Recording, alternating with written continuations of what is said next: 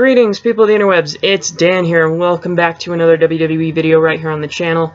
Feeling a little bit ill tonight, so I'm not going to be as uppity as I usually am, but I still wanted to bring you a very special predictions video for NXT Takeover Back to Brooklyn.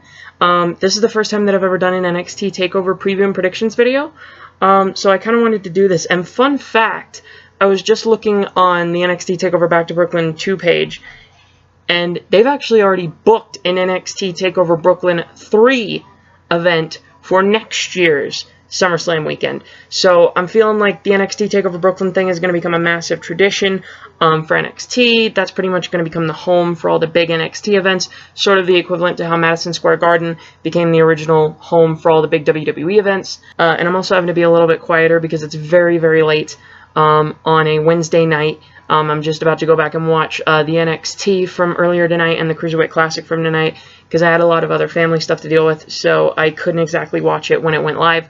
But yeah, it is very late, so I'm having to be a bit quiet. There's no matches on the pre-show, thank God. By the way, whenever you see my SummerSlam predictions video, do not expect any pre-show predictions. I'm not going to predict the pre-show. The one match that I would want on the pre-show, they're not putting on the pre-show, which kind of pisses me off a little bit.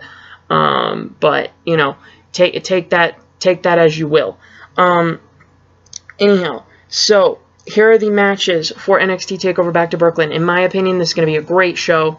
It's going to be the best NXT show that we've seen, in my opinion. Probably going to be better than SummerSlam itself. You know, even though SummerSlam's going to have more matches on it and it's going to be a longer show, blah, blah, blah. I feel like NXT TakeOver Back to Brooklyn is just going to be better, all in all. Yeah, let's just go ahead and get into these predictions. Revival versus Johnny Gargano and Tommaso Ciampa. You know, after all of the momentum that Tommaso Ciampa and Johnny Gargano gained after their classic match in the Cruiserweight Classic, one of my favorite matches of the year by far to this point in the Cruiserweight Classic. The Ibushi-Alexander match in the next round just, well, actually by a friggin' long shot, edged out the Gargano and Ciampa match from the previous week. But I see Tommaso Ciampa and Johnny Gargano winning the tag team titles because, in my opinion, the Revival have really done all they can do with the titles and this whole best tag team in the world purely because we're the only two-time NXT Tag Team Champions gimmick thing that they've got going. It's getting real stale. It's getting real boring. They could still put on entertaining matches, but they don't need the titles around their waist. That's sort of the stage that the Revival are at right now. And, you know, I feel like Gargano and Ciampa are eventually going to go on to become singles guys on the main roster with that Cruiserweight division coming to Monday Night Raw. But they need a run with the tag team titles. They've done way too much in the tag team division, and they've done way too much to confront the Revival about this in order to just lose and in order to not get the tag team titles. So I definitely see Tommaso Ciampa and Johnny Gargano winning this match and coming away your new NXT Tag Team Champions. Next matchup on the card, Andrade Cien Almas versus Bobby Roode. Bobby Roode's NXT debut. I have heard glorious things, no pun intended, but glorious things about Bobby Roode and what he did in TNA, and I feel like it's going to be real special for me being able to see Bobby Roode for the first time and also being able to see Ember Moon for the first time. We'll get to that. But being able to see people like Bobby Roode and Ember Moon for the first time ever on NXT television. Because I feel like that was what was really special with me seeing Kota Ibushi. Because now I love Kota Ibushi, but I saved myself to watch him up until those first 2 times that he wrestled for WWE. And that didn't give me impossibly high expectations. That didn't give me, you know, these crazy ideas of what Kota Ibushi might do. It was just kind of a, you know what, I'm going to go in. I've heard that this guy's really great. I'm just going to go in and see what I see and go from there. And it turned out to be absolutely incredible with Kota Ibushi. So I'm hoping that the same happens with Bobby Roode and Ember Moon at NXT TakeOver Back to Brooklyn. But I see Bobby Roode winning this match against Andrade Cien Almas because, to be honest, ever since Andrade Cien Almas beat Ty Dillinger, he hasn't really done much, and that stunted Ty Dillinger's momentum big time whenever Andrade Cien Almas beat Ty Dillinger, because Ty Dillinger was so over. Like, I didn't realize how over Tye Dillinger was until he was gone. Like, seriously, it's one of those things where, like, you don't realize how good someone is until they're gone. Genuinely, Tye Dillinger has not shown back up on NXT television since NXT Takeover the End. And that Andrade Cien Almas match stunted his momentum completely. And he lost again to Andrade Cien Almas the very next week on NXT. And that just stunted his momentum so bad. And, you know, Tye Dillinger really needs a big resurgence in order to come back from something like that. But Bobby Roode, he had so much hype coming into his debut. He had so much hype coming out that first time with that glorious theme song. He's not going to lose. He's not going to lose. Andrade Cien Almas is going to suffer his first loss in NXT, the poor thing. But Andrade Cien Almas is going to get smeared into the mat by Bobby Roode, in my opinion. Next match up on the card, the other debut scheduled for the night, is Ember Moon versus Billie Kay. I haven't seen Ember Moon at all, which I find to be a good thing for me, especially, because I don't want to, like I said, go into the match with impossibly high expectations. I don't want to go into the match thinking, oh, well, am I going to see this? Am I going to see that? I just want to kind of go in, sit down, and be like, okay, you know what? I'm just going to sit down, watch this, and it's going to be what it's going to be, essentially. So, yeah, Ember Moon, I'm not going to watch any of her matches on YouTube. I'm not going to watch any of her previous matches under her previous ring name, whatever it was. I read it somewhere. But I feel like Ember Moon has to win this, and Billie Kay isn't established enough. She's sort of going out there against other sort of nameless women just to get herself over at the start, and she's going to become that next great heel. I feel like she's going to be that next big heel to take over for Nia Jax. And, you know, I mean, Ember Moon could be that next big babyface to take over for Bayley. And, you know, people know who Ember Moon is. I mean, I don't, but, you know, but a lot of people know who Ember Moon is. A lot of the hardcore NXT fans that watch a lot of other promotions, they know who Ember Moon is. They've seen her matches before. They know that she's going to be great. And I've heard that, you know, she's been wrestling matches with Asuka, house shows and stuff, and that usually sets up great feuds and great matches for, you know, those sort of champion versus newcomer type of scenarios whenever they start wrestling on house shows. So I'm super psyched to see Ember Moon. She's probably going to put on an absolute show against Billie Kay, and I know that Billie Kay can work, because I've seen her I've seen her put on okay matches in a short period of time in NXT, and she actually went on SmackDown as well some time ago.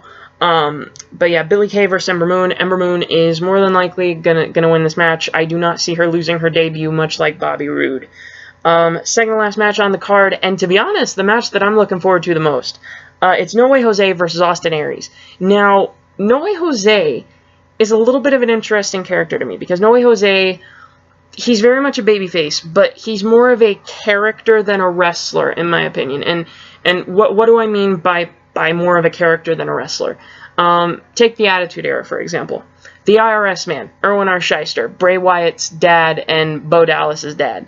Erwin R. Shyster, the IRS man, he was more of a character in the Attitude Era, whereas guys like Shawn Michaels, Undertaker, Stone Cold Steve Austin, they were more of wrestlers in the Attitude Era.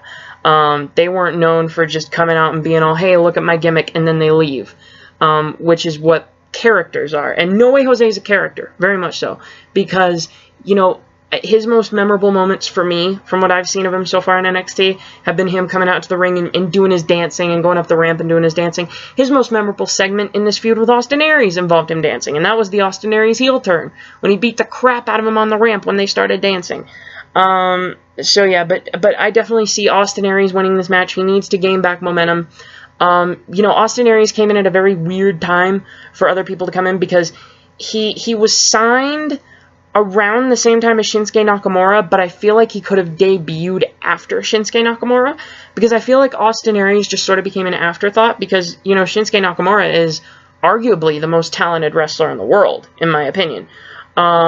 So, you know, they signed a guy like Shinsuke Nakamura, the biggest name in New Japan Pro Wrestling, arguably, and then they go out and get this huge name from TNA like Austin Aries, and the TNA guy just becomes sort of an afterthought, because, like, he's one of the biggest names in TNA and Ring of Honor, but then you have this guy who's arguably the best wrestler in the world, and Shinsuke Nakamura also coming in at the exact same time. So, and also their first matches happened on the same night, which I thought was a bad decision. And the opponents were definitely, it was sort of advantage Nakamura in terms of an opponent caliber. Because you had Shinsuke Nakamura going up against the face of NXT and Sami Zayn.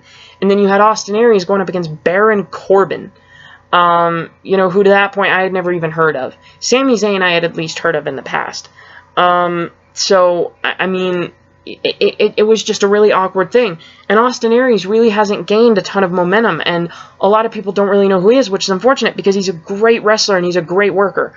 So I honestly see Austin Aries winning this match. I don't know, maybe, but there is a way that they could have No Way Jose go over in this match, and that is to just turn Austin Aries full-fledged Tommaso Ciampa psycho killer mode on everyone, and just wreaking havoc on NXT, sort of how, like, the NWO was doing in WCW, but just in a one-man form. Just have them go out there and just wreak havoc on absolutely everyone. Just wreak havoc on everyone in NXT.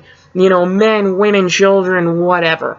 And that'll be that. And that could potentially be the only way that they could work out No Way Jose going over in this match. But I do see Austin Aries winning this match. I don't think it's going to be a squash match, quote unquote.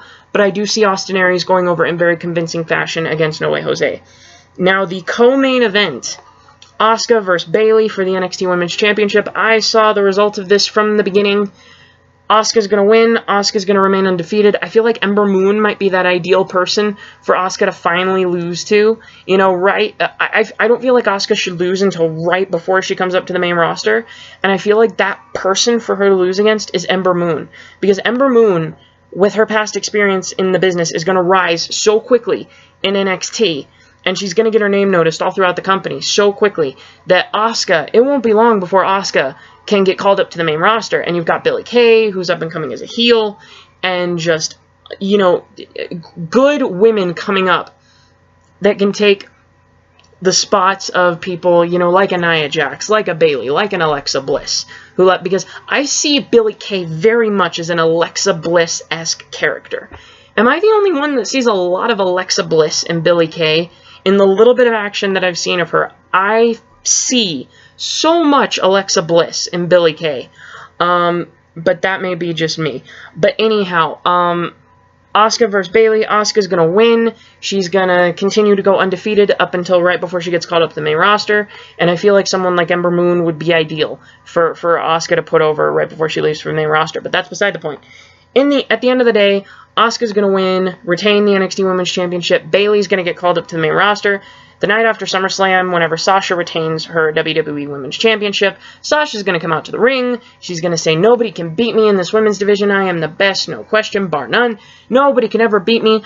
Bayley's music hits. She comes down the ramp, confronts Sasha. The crowd in Brooklyn goes apeshit. It's going to be insane if WWE can do it that way. I feel like that's how Bayley's initial main roster debut should have gone, but I'm not going to rant about that. Anyhow, whatever. Asuka is going to win, retain the NXT Women's Championship. Bayley's getting called up to the main roster. Going to be a Monday Night Raw. That's how that match is going to end. And now, Samoa Joe versus Shinsuke Nakamura. Now, Shinsuke Nakamura, he is ready for the main roster, but I don't feel like the main roster is ready for him just yet, if that makes any sense. He is ready for the main roster in that he has the ability, he has the talent, he has the ability to work the crowd. He can cut a decent promo for someone who doesn't work that well in terms of speaking English. He's very good in terms of just his ability overall as a wrestler. Very good. And Samoa Joe carries those same tokens, but Samoa Joe is... The main roster is more ready for Samoa Joe than it is for for Shinsuke Nakamura. The main roster is more ready for Samoa Joe than it is for Shinsuke Nakamura. And, you know, Shinsuke Nakamura, the reason that the main roster isn't ready for him is because the WWE fans don't know who he is yet. Yes, his entrance music was the big thing on iTunes for a few weeks, but if the fans only know his entrance music, how the hell are they going to know who he is as a wrestler? I mean, I get they could probably look up some of his best matches on YouTube and whatever the hell they want to do, but, you know, Shinsuke Nakamura, when he gets called up to the main roster, he's got to be a legit beast, like Samoa Joe is now. And, you know, I feel like in order to do that, he's got to be that big-time, long-running NXT champion. You know, I feel like he could run with the NXT title all the way up until next year's WrestleMania, or even the WrestleMania after that. JD from New York has made a very bold prediction that I actually agree with. The Shinsuke Nakamura is going to be the one that Brock Lesnar puts over in his final match if he decides not to extend his contract with WWE at the end of this current one, which expires after WrestleMania 34, I believe. I believe it expires in April of 2018, after WrestleMania 34.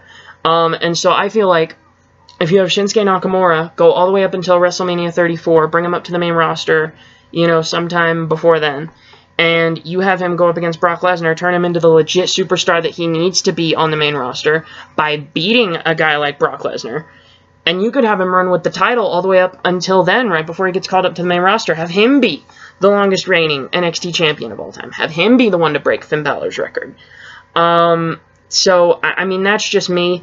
But in any case, the match at Back to Brooklyn, Shinsuke Nakamura is going to win. Samoa Joe is going to lose the NXT Championship. I feel like he could get called up to the main roster. I'm not sure in what role, though. I mean, you never know. He could turn babyface. He could be like a mute heel enforcer of some kind. Paul Heyman has discussed working with Samoa Joe. Here's the issue with him being a mute heel, though. I feel like Samoa Joe talks too well in order for him to need a mouthpiece, and in order for him to be a mute heel. He just talks too good. So I feel like he could just be an enforcer of some kind up on the main roster. Maybe have him be like an enforcer to American Alpha or something. I don't freaking know. Have him be an enforcer to someone. You know, maybe with this whole Heath Slater free agent deal, you know, have him sign as Heath Slater's enforcer, or Heath Slater's bodyguard, or something like that, because God knows Heath Slater needs it. So yeah, anyway, Samoa Joe, he could get called up, but he probably won't. He's probably going to stay down in NXT for just a little bit longer, before he gets called up to the main roster, so that's going to be fun. I mean, NXT Takeover Back to Brooklyn is just going to be a great show all in all. I'm going to enjoy it. I hope you guys enjoy it too. That's pretty much all for my review, for my preview and predictions. It is very late. I'm extremely tired. I'm going to go watch the NXT from earlier tonight. I'm going to go watch the Cruiserweight Classic, and then I'm going to crash out, go to bed. So I shall see you guys very soon for my SummerSlam preview and predictions, the second biggest pay-per-view of the WWE calendar year. Will it be better than NXT Takeover Back to Brooklyn? Hell to the no.